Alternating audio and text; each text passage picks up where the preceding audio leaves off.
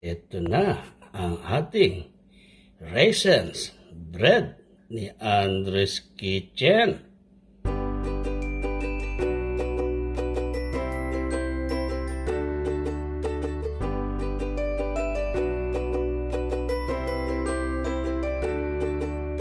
Buat tayo ng isa. Ito nga Kitchen. Ayan o. Super lambot o. Kitchen. Wow. Bagay na bagay ito sa tinapay natin. Kitchen. Itong bikiato na ginawa ko.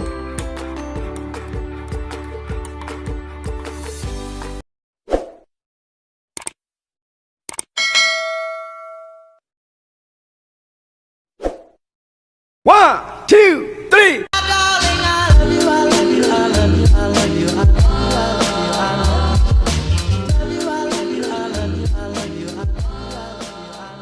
Hey Ka-Kitchen! Kumusta kayong lahat dyan? Welcome back to Andres Kitchen. Maraming salamat sa lahat ng mga subscriber ng Andres Kitchen at sa mga bagong subscriber. Maraming salamat. At kung kayo bago sa Andres Kitchen, please subscribe para lagi kang updated sa mga masarap na recipe ng Andres Kitchen. Ngayong araw na ito, Ka-Kitchen, gagawa tayo ng napakasarap na tinapay. Ito'y tatawagin natin na raisins bread ni Andres Kitchen. Kitchen, ito ang kakailanganin natin sa masarap nating raisins bread ni Andres Kitchen. 3½ cups all-purpose flour. Simpleng-simple lang itong mga ingredients natin. And 1 cup raisins. 3 teaspoon instant yes. 1 cup milk. And 1 teaspoon salt. Half cup butter, 1 egg, and 1 cup sugar.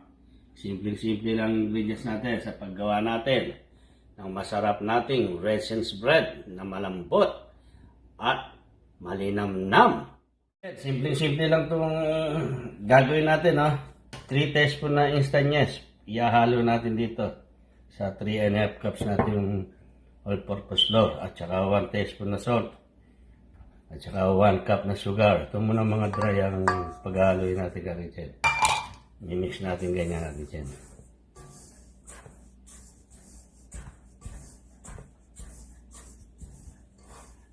Simple lang ito, Ka-Kitchen.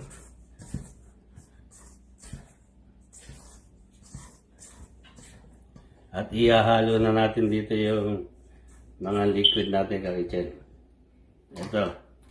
Itong 1 cup na fresh milk at saka itong 1 egg at saka itong 1 cup na raisins. I-mix na natin dyan natin dyan. Mamaya itong butter natin, mix lang natin ganyan natin dyan.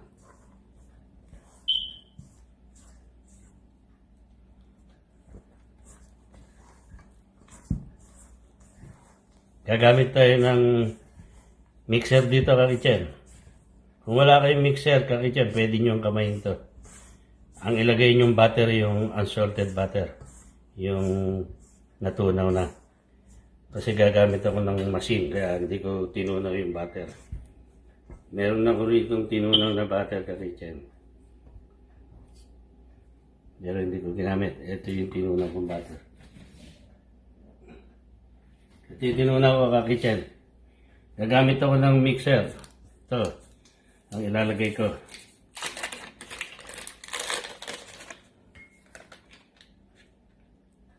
Sasayin natin na malilit, Ka-Kitchen.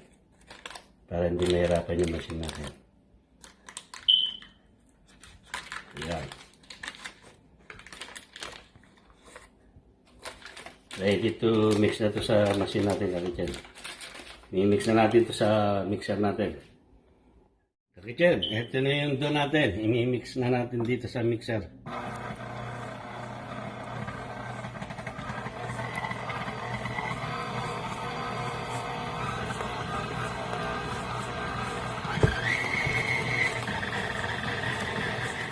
Simple lang to, Ka-Kitchen. Kaya-kaya nyo gawin to. Masarap na merienda to, Kakichen. Pwede rin pang appetizer to sa Noche Buena nyo. Habang nagkakape kayo, Kakichen. Meron tayong raisin bread na malambot.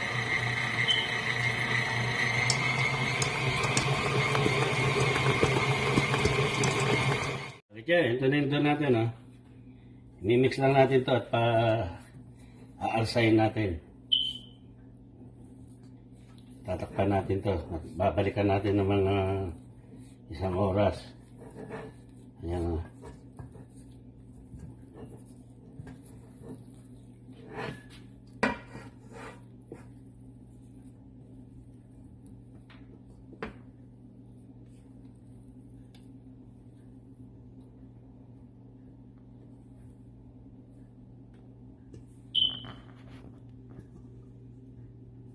Ibabalik natin dito, Kakichen, mamaya.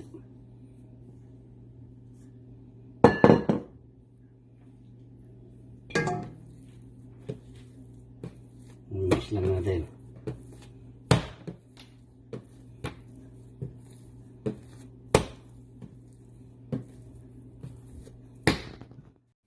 Kakichen, ito na ito natin, ha. Ibabalik natin ito sa bowl. Maglalagay lang tayo ng konting oil dito, Kakichen. Para mamaya mag-iinit tundo natin. Babalikan natin. Mga babasahin lang natin ng konti, Kakichen.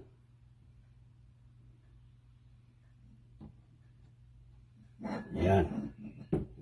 Ayan, Kakichen, ha. Kukuskus lang natin ganyan. Para makover yung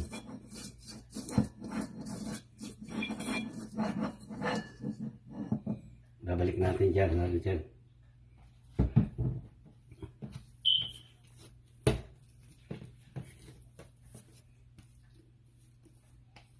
Malambot to, Kakichen, kaya ganito ang texture niya.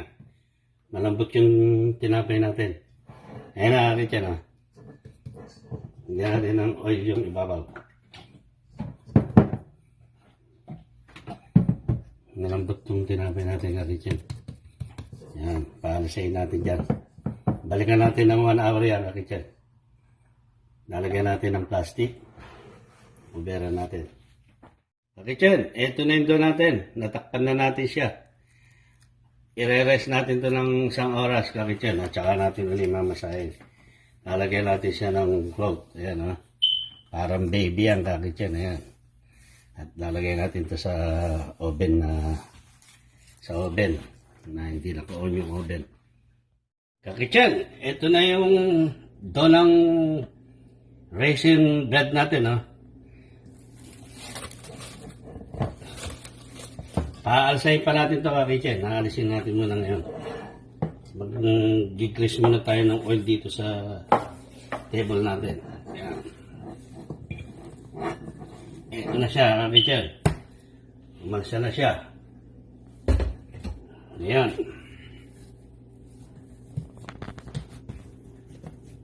Gawin natin 8 hati, Kakichen.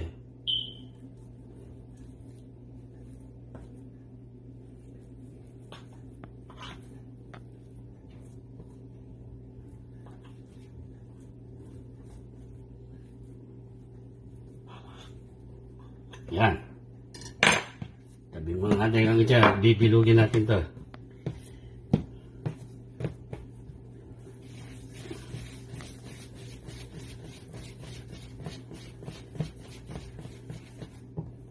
Hinggan muna natin ang hangin sa loob para umalsa siya, Kakichen. Yan. At saka natin bibilugin.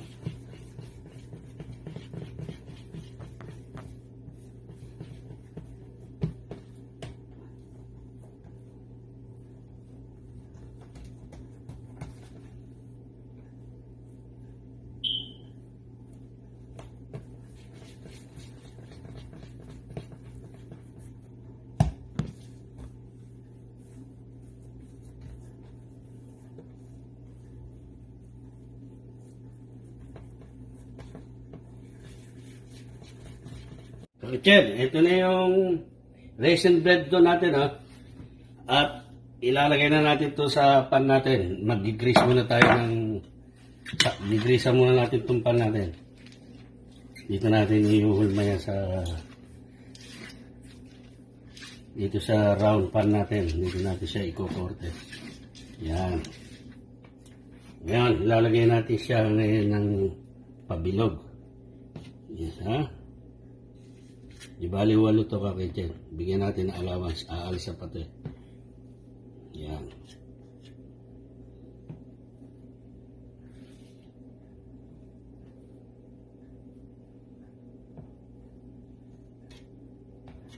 Aalis siya kakitchen.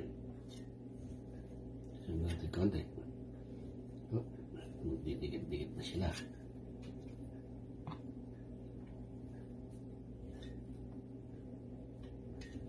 Yan.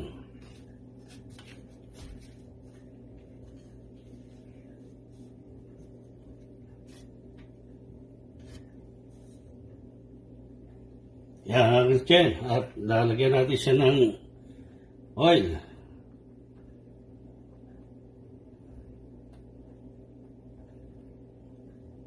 Babalutin natin to ng plastic at kukubera natin to. At aantayin natin mag-double yung doon natin at saka natin siya i-bake kami dyan.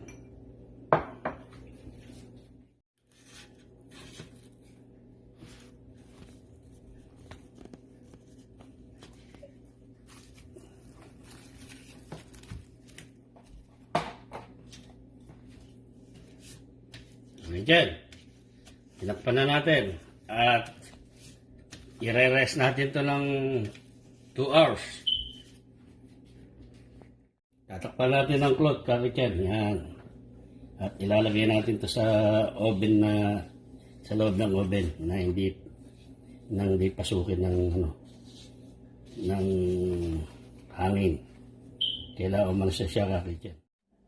Kakityan, check na natin yung raisin bread natin. Ito na yung doon natin, kakityan, Tininin. Ayan na, kakityan.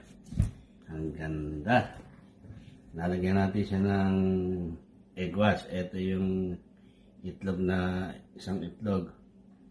Lagyan natin ng milk. Yung egg wash natin. Mga 1 teaspoon lang. Yan. Babrasan natin ng egg na may gatas yung bread natin. Ayan.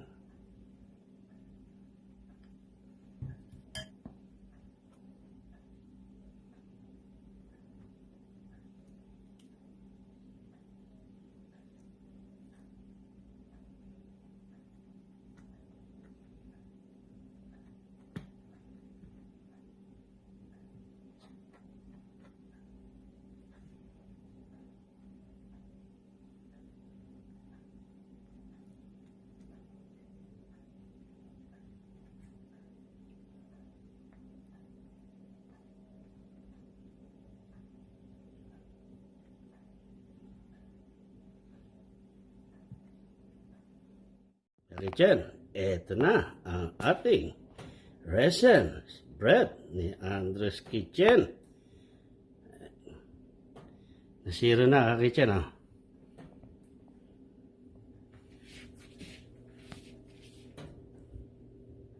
check natin maya konti, kakityan. Kakityan, kukunin na natin yung tilapay natin. Ayan na,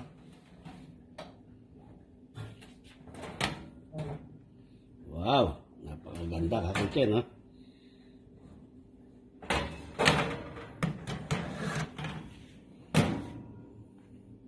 Ganda ng tinapay natin, kakityan. Ito na ang ating raisins bread ni Andres Kitchen.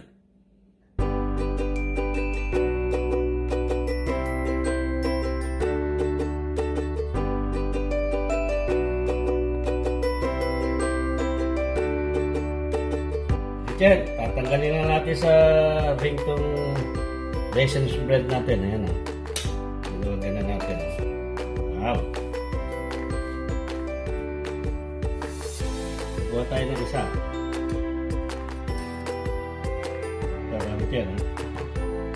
Ayan o. Super lambot o, Kapichen. Wow. Kapichen. Yan natin loob o. Oh, sarap, Kapichen. Usok-usok pa, mainit pa Kapichen ha. Ayan. Ito sa tinapay Kapichen. Sarap. Sarap na sarap ka.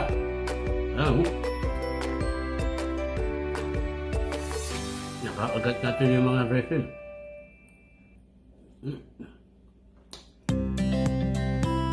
At yun ba, sa kape. Kape. Kitchen, eto na ang ating masarap at malambot na resin spread ni Andres Kitchen.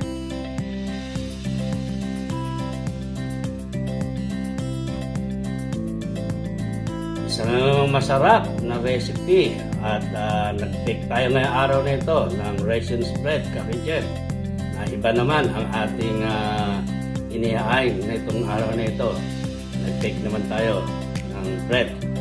Sana ay nagustuhan niyo itong bread natin, Kapichen, itong resin spread.